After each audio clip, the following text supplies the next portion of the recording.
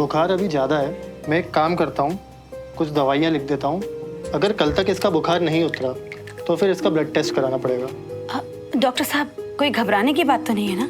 नहीं, चिंता की कोई बात नहीं है। इस उम्र में बच्चों को ये सब चीज़ें लगी रहती है। और वीर बेटा, अब कैसा लग रहा है? अभी तो मुझे बहुत नींद आ रही है, पर मम्मा अभी मुझे नहीं सोना, मुझे अभी खेलना है। आप श्रवण भैया को बुला दो ना मम्मा। हाँ बेटा, अगर आप अभी खेलोगे तो आप और बीमार हो जाओगे ना। पहले आप ठीक हो जाओ, फिर हम सब खूब खेलेंगे। और श्रवण भैया? हाँ, उनको भी बुला लेंगे, लेकिन अभी आप गुड बॉय की तरह रेस्ट करो। मैं डॉक्टर अंकल को बाहर छोड़ के आती हूँ। ये दवाइयाँ हैं, ये दे दीजिएगा। ओके बेटा, take care.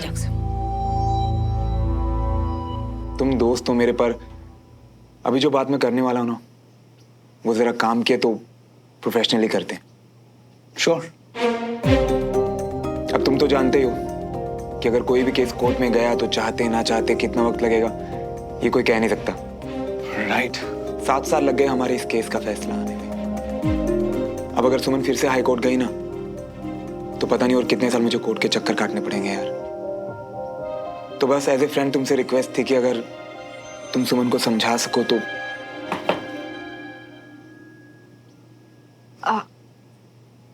I am sorry, I think आप दोनों कोई जरूरी बात कर रहे थे। मैं बाद में आती हूँ। सुमन, बात तो जरूरी है, लेकिन प्लीज आओ, बैठो।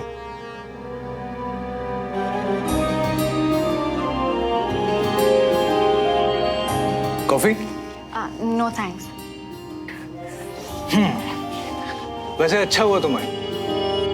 श्रवण की रिक्वेस्ट है कि सुमन तुम ये केस हाई कोर्ट तक ना लेके जाओ। और क्या जवाब दिया तुमने इस रिक्वेस्ट का?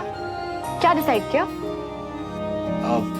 सी एज अ लॉयर, ये मेरा डिसीजन नहीं है। मैं वही करूंगा जो मेरा क्लाइंट, आई मीन इस केस में जो तुम चाहती हो। और सुमन, तुम सिर्फ मेरे लिए एक स्पेशल क्लाइंट नहीं हो, you very important to me.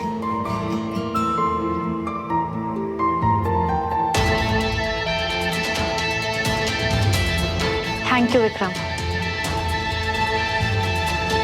Captain Malhotra, I know कि आप लॉयर नहीं हैं, इसलिए इस सिचुएशन में आपके लिए कोई कोड ऑफ कंडक्ट नहीं, पर ऐसे सामने वाले लॉयर को दोस्ती के नाम पे फुसलाना ठीक लगता है आपको? सुमन, मैं आई नो विक्रम, तुम कभी अनएथिकल तरीके से काम नहीं करोगे, पर कैप्टन मल्होत्रा इस तरीके से एक केस ऑलरेडी जीत चुके हैं, इसलिए उन्हें लगता है कि शायद ये तरीका हर बार काम करेगा। एज एन ऑफिसर, आपको ये अनएथिकल नहीं लगता? मैं अपने दोस्त के पास आया, एक दोस्त की हैसियत से सिर्फ और सिर्फ रिक्वेस्ट कर। किसी को बहलाने, फुसलाने या गुमराह करने की जरूरत मुझे नहीं है। पर मैं एक क्लाइंट की हैसियत से अपने लॉयर से बात करने आई हूं, उन्हें ये बताने कि चाहे कुछ भी हो जाए, ये केस तो हाई कोर्ट तक जाकर ही रहेगा। This is professional. लेकिन इस वक्त जो तुम कर रही हो ना सुमन, वो सिर्फ प्रोफेशनल नहीं है, it is personal, very personal.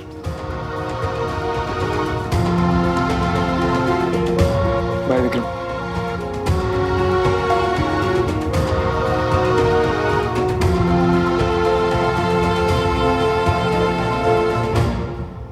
सुमन, ये सब कुछ जो कुछ भी हुआ मुझे समझ नहीं आया। आई मीन, श्रवण ने ऐसा क्यों बोला कि इट इज पर्सनल? पता नहीं ऐसा क्यों लग रहा है कि शायद तुम दोनों एक दूसरे को पहले से जानते हो। और ये मैं केस की बात नहीं कर रहा हूं, वो वाली फीलिंग होती है ना कि सब कुछ आपकी आंखों के सामने हो रहा है लेकिन आप देख नहीं पा रहे हो। क्या नहीं देख पा रहा हूं मैं सुमन? एक्चुअली मैं आज तुम्हें वही यहाँ बताने आई हूँ।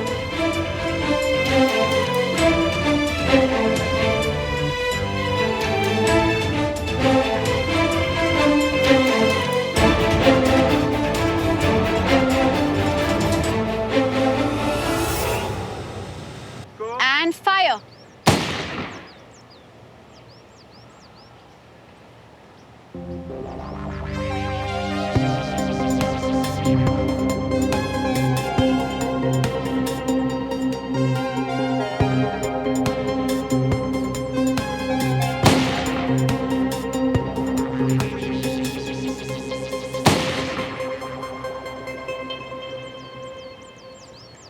कैप्टन मल्होत्रा, आई नो कि आपने अपने हाथ को पूरा रेस्ट दिया था और आपका वुंड भी ऑलमोस्ट हील हो चुका है, पर आपके कंधे के अलाइनमेंट में अभी थोड़ी प्रॉब्लम है।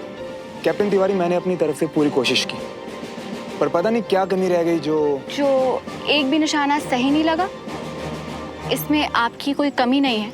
जब दिल और दिमाग के बीच में बैलेंस सही रहेगा तो मसल्स अपने आप इंस्ट्रक्शंस मानेंगी। मैं दिखाती हूँ, प्लीज रिलैक्स।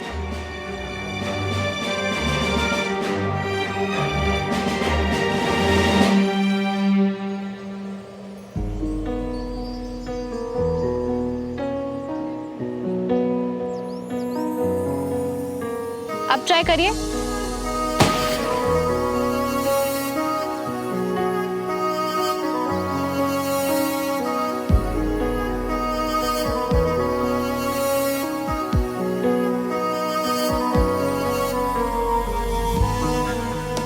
सी, आप में कोई कमी नहीं है, बस थोड़ा रिलैक्स करने की जरूरत है। Great job captain. लगता है आपने अपने पेशेंट की सही नब्ज पकड़ ली है कैप्टन सुमन। देखिए, आपके हाथ लगाते ही निशाना एकदम सही लगा। नाउ आई एम कॉन्फिडेंट कि कैप्टन मल्होत्रा जल्दी ही बिल्कुल फिट हो जाएंगे। Yes sir. ठीक है, चलिए तो आप लोग अपनी एक्सरसाइज कीजिए, मैं निकलता हूँ।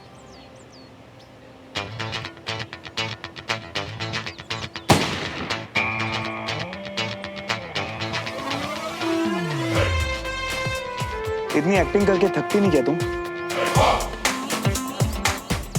अब तो तुम्हारे सीईओ भी इंप्रेस होकर चले गए। अब यहाँ कोई नहीं है देखने वाला कि तुम मेरी नब्ज कैसे पकड़ रही हो। ये सब बोलकर तुम मैं क्या प्रूव करना चाहता हूँ? चीजें प्रूव करने का शौक मुझे नहीं, तुम्हें। मैं तो बस इतना कहना चाहता हूँ कि जो भी तुम कह रही हो ना, जरा दूर रह के भी कह सकती हो। God captain, please grow up और अपनी डॉक्टर को शांति से उनका काम करने दीजिए। फायर।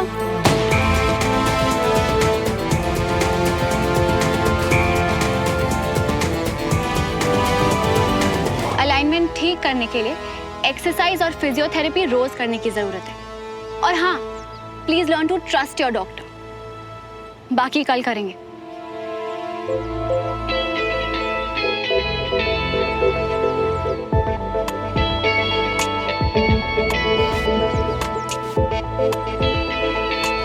कैप्टन तिवारी, वैसे तुम फ्री की एडवाइस बहुत देती हो, नहीं? What? Learn to trust your doctor.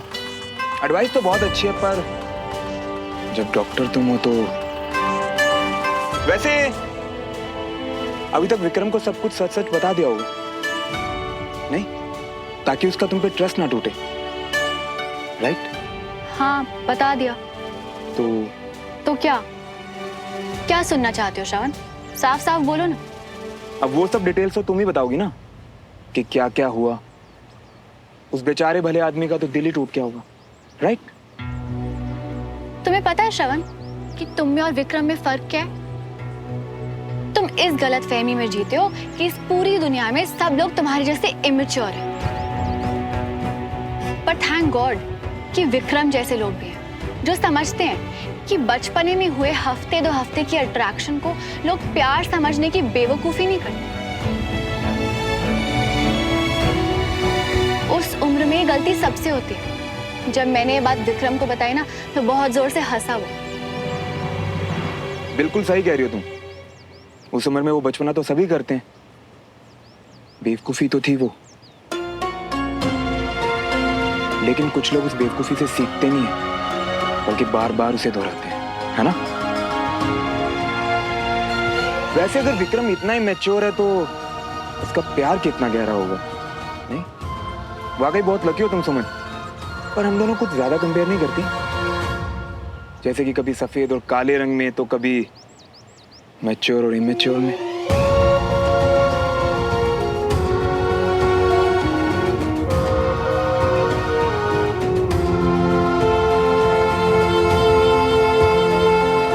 Idiot. भाभी जी मार्केट अच्छा नहीं चल रहा है अभी। बायरों की बहुत कमी है। पहले वाला जो आया था ना, वो पलट कर ही वापस नहीं आया, और दूसरे वाले ने आपके पड़ोस का मकान खरीद लिया। किसका?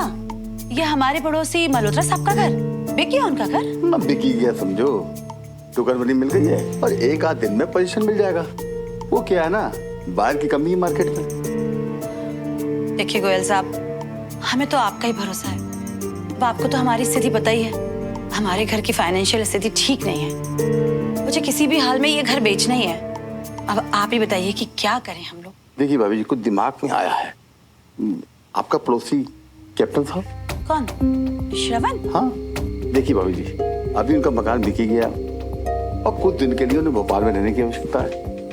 अब वो थोड़ा बहुत छोटा सा मकान ढूंढ रहे हैं भोपाल में। और भाभी जी, आपका मकान तो बहुत ही बड़ा है। मेरे हिसाब से सबके फायदे की बात है, खास तौर पर आपके फायदे की। अब आप रेंट के बारे में सोचिए और मैं जब तक बाहर को ढूंढता हूँ। निश्चित रहिए, आपका मकान बिकवा दूंगा, है ना। मैं चलता हूँ भाभी जी, है ना।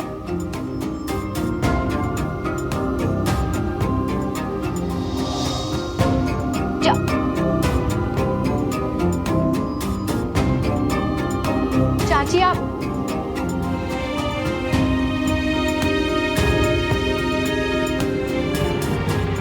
वीर, ऐसा सैड सा फेस बनाकर क्यों लेटे हो आप? हाँ, तबीयत ठीक नहीं है क्या? दीदू आप कहाँ चले गए थे?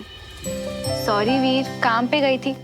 अब जब ड्यूटी होती है तो बीच में छोड़ के तो नहीं आ सकते। पर आप मुझे तो छोड़ के चले गए ना। पता है मैं यहाँ कितना बोर हो गया था। ना ही मम्मा मुझे बाहर खेलने जाने दे रहे थे, ना ही श्रवण भैया को यहाँ बुला रहे थे। वो पक्का खेलते मेरे साथ। वीर, अब मैं आ गई हूँ ना, मैं खेलूंगी आपके साथ। हाँ नहीं, मैं आप सबसे बहुत नाराज हूँ। किसी से बात नहीं करूंगा मैं।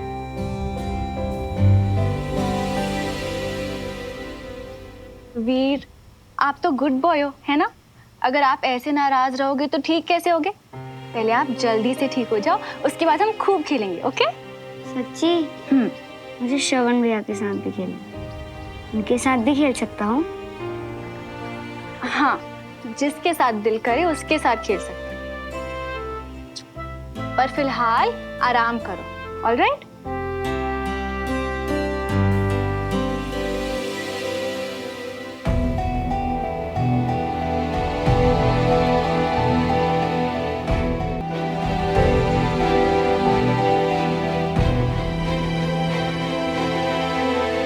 चाची, ये जो आज तीसरी बार हमारे घर आए, जिन्होंने घर बेचने की बात करी, वो चाचू के दोस्त नहीं थे, वो एक ब्रोकर थे, है ना? हाँ, मैंने घर बेचने का फैसला कर लिया है। इसीलिए मैंने उन्हें बुलाया था, ताकि उन्हें घर दिखा दूं। आपने अकेले ही? इस फैमिली में हम बहुत लोगों को खो चुके हैं चाची। और ये सिर्फ एक घर नहीं है, ये वो जगह है जहाँ मेरे पापा की, मम्मी की, दादू की सबकी बहुत अच्छी यादें जुड़ी हैं, हम सबके साथ।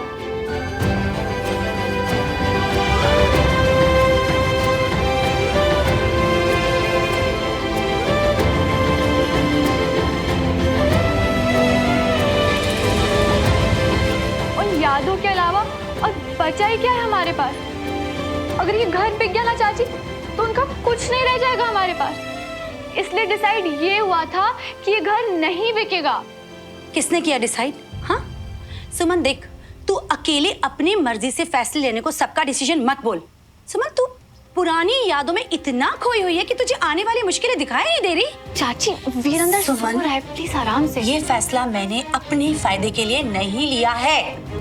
चाचू, क्या आप चाची की बात पे अग्री करते हैं कि ये घर बिक जाना चाहिए? मैं जानती हूँ कि आप भी अग्री नहीं करते, इसलिए प्लीज आप चाची को समझा दीजिए कि ये घर नहीं बिकेगा। मैं इसे बिकने नहीं दूंगी। सुमन, मेरी बात को देख सुमन, तू ये घर तब नहीं बेच सकती थी जब ये घर सिर्फ अकेला तेरा होता। मैं कुछ भी नहीं बोलती, लेकिन इस घर पर हमारा भी हिस्सा है, इसीलिए ना तेरी अकेली मनमर्जी नहीं चलेगी। चाचू, बात हिस्से की नहीं है, बात फैमिली की है। और सिर्फ मेरे अकेले की आदत थोड़ी ना जुड़ी है, सबकी मेमोरीज है। चाची, मेरे हिस्से का आप और कुछ भी ले लीजिए, इसके अलावा मैं आपकी हर बात मानने के लिए तैयार हूँ। बस ये घर नहीं बिकेगा।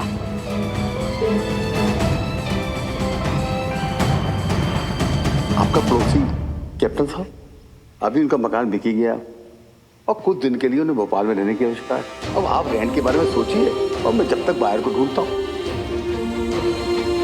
देखिए, मुझे भी अपने परिवार की पूरी चिंता है, लेकिन अब वीर, कंचन और सुमन के भविष्य के लिए जो बेहतर होगा मैं वो ही करूंगी।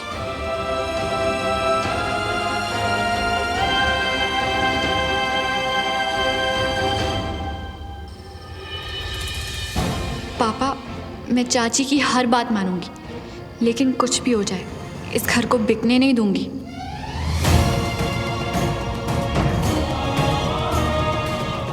सिर्फ आपकी यादें ही तो बची है मेरे पास। इस घर के साथ उन यादों को नहीं खो सकती मैं पापा।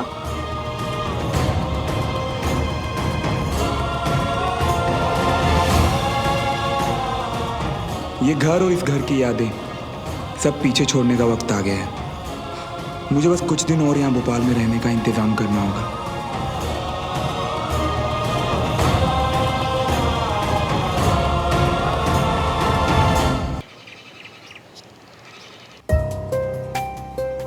बुखार अभी ज़्यादा है, मैं एक काम करता हूँ, कुछ दवाइयाँ लिख देता हूँ।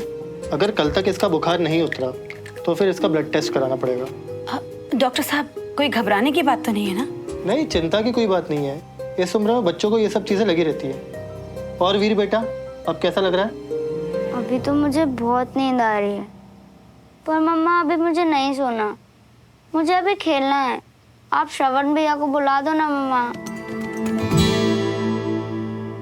हाँ बेटा, अगर आप अभी खेलोगे तो आप और बीमार हो जाओगे ना। पहले आप ठीक हो जाओ, फिर हम सब खूब खेलेंगे। और श्रवण भैया? हाँ, उनको भी बुला लेंगे, लेकिन अभी आप गुड बॉय की तरह रेस्ट करो। मैं डॉक्टर अंकल को बाहर छोड़ के आती हूँ। ये दवाइयाँ हैं, ये दे दीजिएगा। ओके बेटा, टेक केयर। तुम दोस्त हो मेरे, पर अभी जो बात मैं करने वाला हूं ना, वो जरा काम किए तो प्रोफेशनली करते हैं। श्योर। अब तुम तो जानते ही हो कि अगर कोई भी केस कोर्ट में गया तो चाहते ना चाहते कितना वक्त लगेगा ये कोई कह नहीं सकता। राइट। 7 साल लग गए हमारे इस केस का फैसला आने में। अब अगर सुमन फिर से हाई कोर्ट गई ना, तो पता नहीं और कितने साल मुझे कोर्ट के चक्कर काटने पड़ेंगे यार।